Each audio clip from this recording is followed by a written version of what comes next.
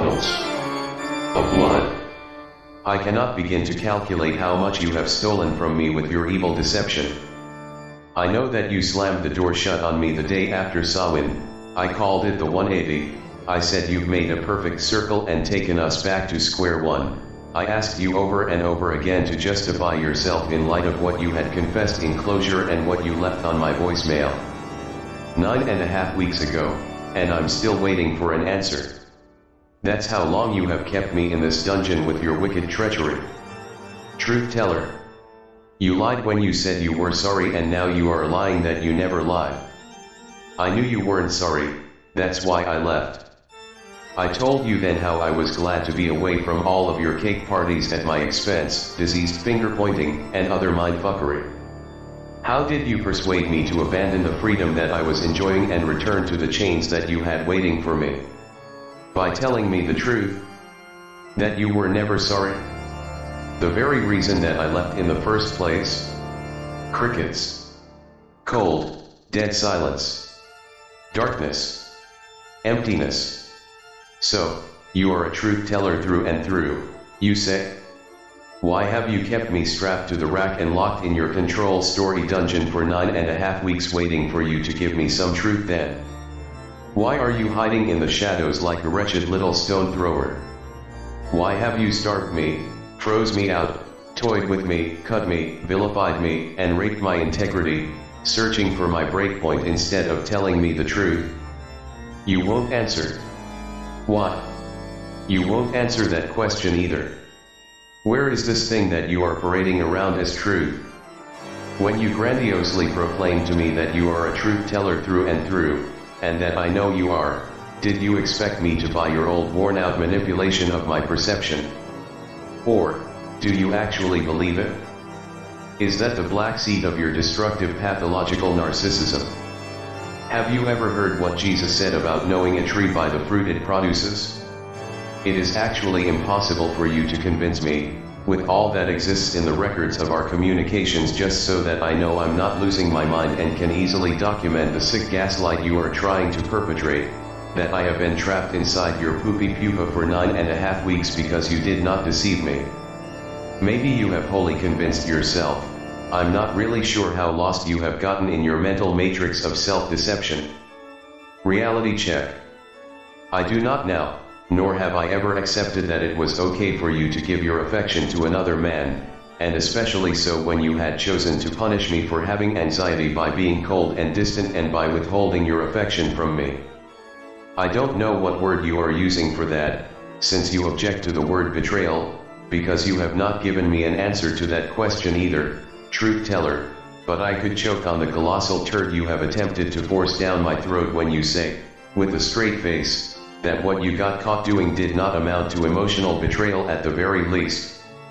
You haven't offered an alternative word for me to consider either, just a denial and an absurd red herring deflection story about your sister and an ex-friend. It would have been the same, you said. How? Did you fuck either of them?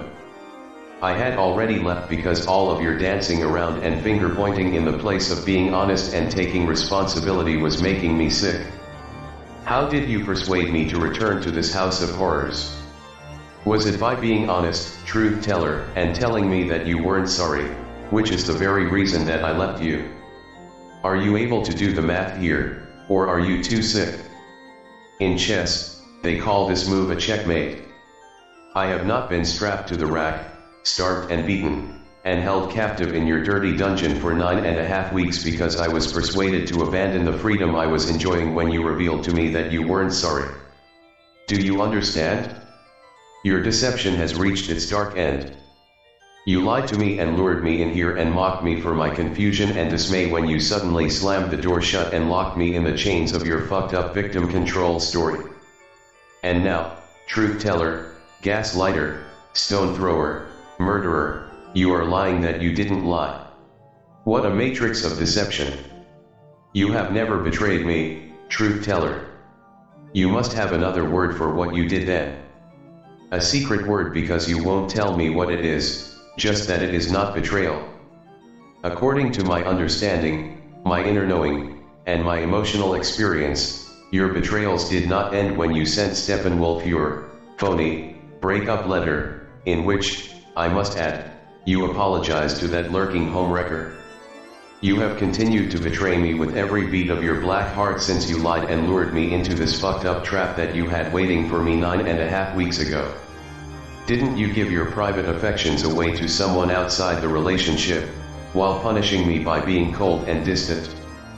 If you've been emotionally betrayed, it is traumatizing to learn that these private affections have been given away to someone outside the relationship. You feel robbed of those precious, private things that are closest to your heart. Dr. Michael Rieger.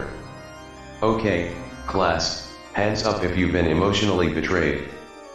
Put your hand down, Catherine. You're a fake, phony, backstabbing lie teller through and you know that. Your robbery of me did not stop there.